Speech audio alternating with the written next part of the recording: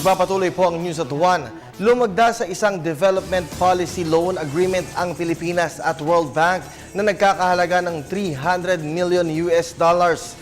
Ang natura pong pondo ay malaki ang maidutulong para sa pagpapalakas ng mga proyektong pangkaunlaran sa bansa at pagkamit ng inclusive growth o pantay-pantay na pag-unlad ng mga Pilipino. Ang karagdagang ulat, alamin natin mula sa aming kasamang si Sam Ramirez, mag-uulat live via phone patch.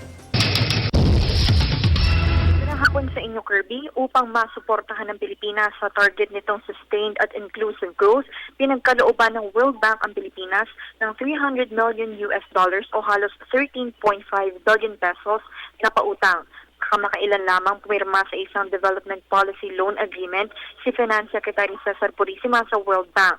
Sa naturang development policy loan, nakatakdang makatanggap ng suporta ang Pilipinas upang mapaigting ang iba't ibang proyekto at programa ng pamahalaan sa pagpapanatili ng economic growth na naranasan ng bansa at pagpapaabot nito sa mga ordinaryong Pilipino. Kabilang din sa layunin ng naturang loan agreement ang pagpapababa ng insidente ng kahirapan sa pamamagitan ng paggawa ng trabaho at pamumuhunan sa human capital ng bansa. Para sa Telebisyon ng Bayan, Sam Ramirez.